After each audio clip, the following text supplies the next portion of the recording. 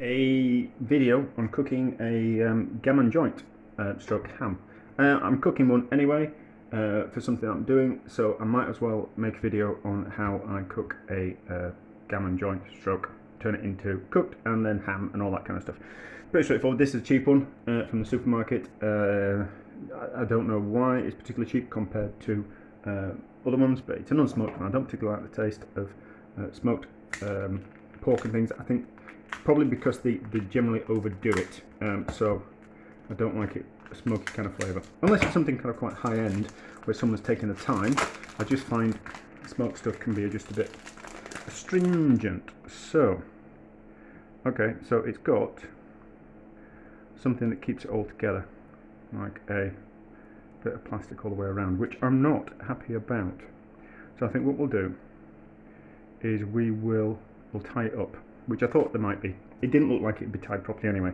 And what we're going to do is we're going to soak it in some water for at least 24 hours before we cook it, just to draw some of that extra salt out of it. I don't know how salty this is, but it's you don't have to soak them, but you run the risk of it being a little bit too salty when it's cooked. And you can't really rely. I'm going to poach it in some cold in the water, and we're going to change the water a couple of times. So it's just a case of there's not really a way around it if you don't want a ham that's particularly too salty. Got a little bit of salt in there, and the salt's there. The brine has been added to preserve it.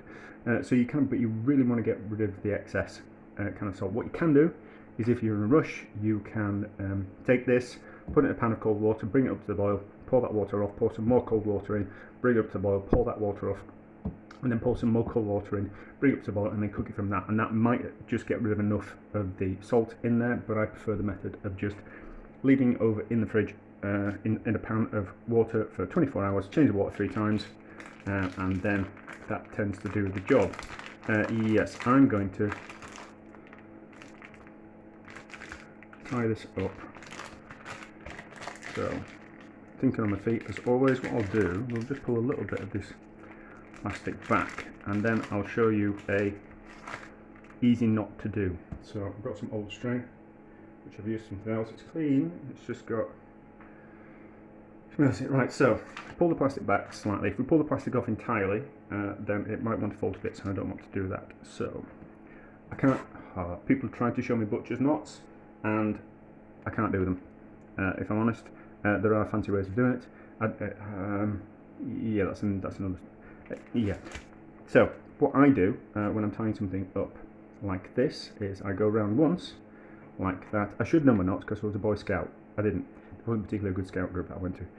It was lots of fun, but not particularly a good one. So we go around that way, like that. So that's a single knot, and then we go around again, and that will give us just enough leverage, like that. And then we twist round like that, and then that secures the string in the place.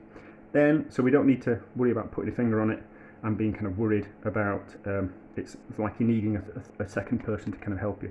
That just secures the knot, and then it's just a simple double knot again. If you're tying up a lot of meat on a regular basis, I'd tell you to learn how to do a proper butcher's knot, but I don't do it on a regular basis, so it's just one of those skills that I've never kind of picked up. So then we'll do another one as well.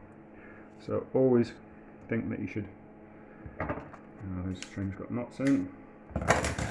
So show you again. So you go round once, and then again, and then pull tight like that, and then twist the joint round, and then so that secures it enough that it's not going to slip without you needing a second person just to put the finger on the knot. And then just tight once, and then tight twice. It's just an easy alternative to a proper butcher's knot. And then I'm slightly concerned that it's going to want to split out that way, so we'll just tie it up. Get rid of that. Get rid of those, make it a bit neater. Do you know, butcher's knots are really fancy, but as long as the knot that you use is doing the job that you want it to do, it doesn't really matter. So we'll do another one round this way. I suppose we could tuck it in all the other kind of bits of string, but we won't. We just want it to hold everything into place. So round twice, knot there, like that. Twist the joint round, that just locks the knot, so you can just do one knot and then do two knots. I don't know if that's even on camera. We'll do a third one. We'll use these, so I will show you how I like to. I'll just get rid of that. The string's not long enough, you just knot it together. That one's been knotted twice. I was using it for something else. So, can we see? We'll do it for a third one. Fourth one. So we go round and around again. Tie tight. That's going to want to pop off. We'll see if it works. Tie tight. Twist the joint around and then tie it there. Through once and through twice, and then that'll keep everything together. And we might just do another one that way through all these bits of string that I've got. How much have we got? Two long bits. See how we go. And then I've used that string twice, and it's saved me a fraction of money. So, oops, can't even tie a proper knot. That there.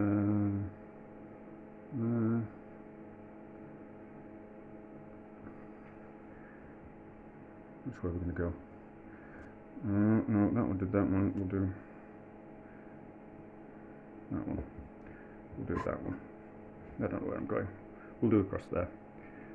So, knot through again.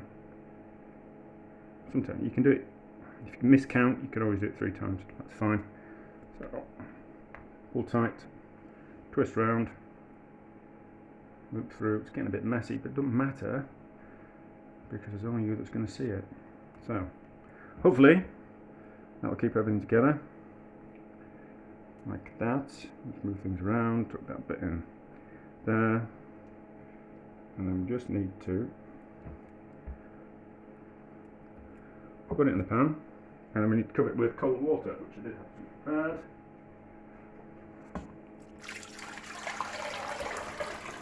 And we need a bit more.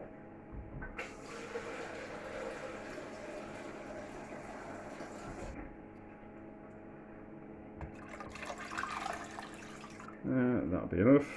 So that in the water, and we'll leave that for 24 hours or overnight. You kind of say overnight, but in the 24-hour period, I'm going to change the water a couple of times. So we're leaving. It's what, about 5 o'clock now. So I'll change the water before I go to bed tonight, and then we'll change again the water again in the morning, and then about this time tomorrow, we'll throw the water away again, so it's been changed 3 times, and then we'll put fresh water on, bring it up to boil, and we'll slowly cook it. And I'll show you that. It's pretty straightforward though. Right, the ham has been soaking in cold water for 24 hours-ish. I've changed the water 3 times, and then I have put it in fresh water again. It needs to be in a pan, so it's completely covered, is the joint. So there's quite a lot of water in there, so that's also going to take out quite a lot of the salt as it cooks. So we don't boil the ham, we poach the ham. So it's on the, well, I'll show you which burner it's on. So it's on that kind of size burner, and what we need to do is we need to bring it up to the boil and then slowly simmer. You need to keep an eye on it. Just because you bring it up to the boil and then turn it right down doesn't mean that it's going to stay at a constant temperature. Because what's happening is the water around the outside might be at boiling point or simmering point, but the meat will be still cold in the centre and raw, so that will actually affect the temperature of the water on the outside. It will constantly keep trying to cool it, and the gas will try and heat it up. This will lessen as the meat gets to the same temperature as the water on the outside. That makes sense. Hang on. So when the centre of the meat is at the same temperature as the water outside, then you'll have you'll be able to have a proper simmer, because it will just be the water that's heating from the outside. That doesn't kind of, I'm probably not explaining that very well, but once everything's the same temperature, it's going to be, then you can allow it to slowly simmer away. And just because it's up to temperature in the centre of the gammon joint doesn't mean it's cooked or necessarily going to be tender. So it's just a simple case of this might take 3 hours to cook. I'm not in any rush. It can just go on once it's come up to boiling point, I can turn it right down and it can sit happily there. I'll just keep an eye on it every 10-20 minutes, have a look at it. If it needs the temperature turning up, I'll turn it up. If it needs turning down, I'll turn it down. But it just wants to be a slow simmer. I'll show you what a slow simmer looks like, and you just need to cook it until it's ready. You can't rush it, you can't boil it, you can't speed up the process. I suppose you could cook it in a pressure cooker, but we're not going to do that. So it's just a slow simmer until it's nice and tender, and then we're going to cool it down in the water, which has turned into like a jellified stock. We're going to cool it down in that, and that will retain the moisture in the ham. If we take the ham out, it will dry off. Water will seep, juice will seep out of it, evaporate off from the top as well. So we'll do that. But anyway, so up to the boil, and then a slow simmer, and I'll show you what that looks like. The gammon has come up to the boil, so it's now on the lowest setting that it wants to be, and it will quite happily sit on the back of the stove, and I'll check it every 15, 20, 25 minutes just to see if it's not boiling too much. If it boils too much, it's going to overcook and it'll go stringy. So it's just a nice slow simmer. If the back burner is too hot for it on its lowest setting, I'll move it to the one at the front, that one there, which is even smaller and can go down to an even smaller flame. If that's too hot for it, what you can do is you can just have the lid on slightly so some of the steam can escape, so it cooks under less pressure. But lid on full, small flame at the back, slow simmer. Leave it for at least, I don't know what that is, that's probably about a kilo worth of gammon, but leave that on the, we'll move, you need to see. Just leave it on the back for at least an hour and a half. It's not going to be cooked before then, and I'll show you how to test that it's cooked, and then you get the proper idea. Because things can be cooked all the way through, but not tender. What we're going for is tender rather than just cooked. Right, so the ham is boiling. Ham, gammon, same old, is boiling slightly a little bit too much. So what we need to do is we either need to change the gas to, it won't go any lower, so I need to change it to the lower gas jet on this one, or we just crack the lid just slightly, like that. We don't want much movement in the water. It just takes time, you've just got to be patient, and it will give you the tenderest meat, the kind of slower you cook it. But it's got to be at a temperature that cooks the meat. So as long as it's hot on the outside, that you can't touch it, that you can't keep your fingers on it at all, like that's, I can't put my fingers on for longer than that. As long as it's at that temperature, then there's enough heat in that to cook the ham, stroke gammon, and without making it go tough or stringy. It'll just take time. It's just plain and simple. But we don't want any kind of boiling, but as long as it's too hot to touch and it's not boiling, that's at the right temperature. Right, so it's been cooking for a while. 3.25 hours, 3.5 hours since I turned it on. So it's shrunk in size, it always does. But now, as you can see, I can stick a skewer in dead easy, and it falls off the skewer, which means that it's tender all the way through.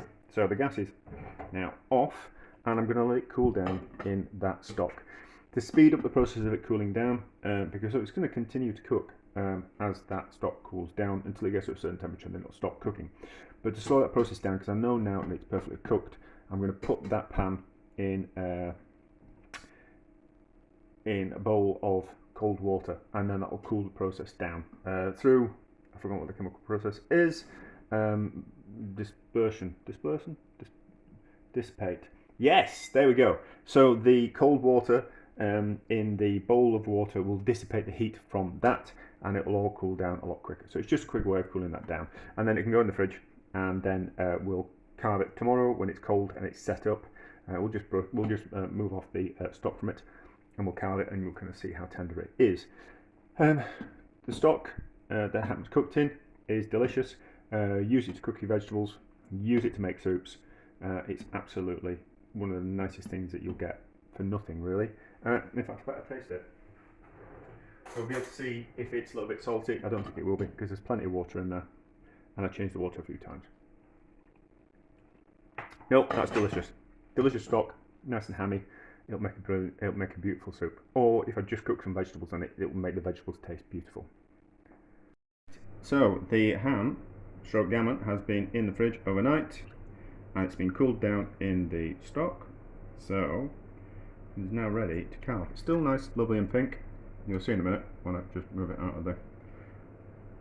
I'm trying to get rid of as much moisture as possible, so just onto a bit of paper just to kind of mop up that extra. I don't want it sliding around when I carve it, and then we'll move that away. We'll use that for something else. I'll put it in a container. It can live in the freezer. I'm not going to use it for the next couple of days, so it's best off just kind of freezing it. It'll keep in the fridge for 3 or 4 days. If you want to prolong how long you keep it in the fridge, you can boil it up every couple of days, which is kind of against what the food hygiene people kind of recommend. But from a home point of view, a good way of prolonging, if you've got fresh stocks and that type of thing, and limited freezer space, you can just boil them up every few days, and that will sterilise them, kill the bacteria, cool it down quickly. So obviously into a container, and then into some cold water, in the container into the cold water, and then it's got a water jacket around it, and that'll cool it down a lot quicker. So right, now it's not that sharp anymore, but there we go. So pull the string off, or cut the string off as we go, and then we'll slice the fat off. I don't want the skin. I might just keep a little bit of fat on because there's loads of flavour in it. But it's still nice and pink, and you'll see how tender it is. Certainly a cheaper way of I better cut that. Certainly a cheaper way of getting sliced ham, making it yourself rather than buying ham, which I always think is an absolute fortune to buy. And calories and the pre-sliced ham, and you can, if you do your own, it's just so much nicer and cheaper. So cut the fat, we'll cut the skin off, give that to the dog or the cat. They will love you even more. Well, I'm not sure about the cat, but the dog will certainly love you even more. We just have to slice that bit off. That can be my little treat. So just there, get rid of that excess skin. It's fine to eat, nice and tender. It's just I don't want that, but a little bit of fat. So you can render that down and get more fat out of it and turn it into like crackling, but we don't have to. So best to carve things on a flat surface. So there is no flat surfaces. That's about as flat as it will get. It's not going to rock around. However, that's not the correct way to slice the meat. We're going to get long strand meat fibres slicing it that way. So we want to carve that way. So what we're going to do is we will cut in half here. Also makes it a bit smaller and a little bit more manageable. As you can see how nice and pink and juicy it is on the inside, and then just carving like that, and you can see how tender that is. Just pulls to bits. Be absolutely delicious in a sandwich. So slice it like this, like that.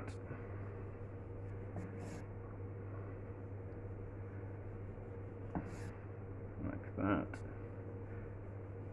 Easy peasy. That is how you cook a gammon joint and turn it into ham for whatever you want to use it for.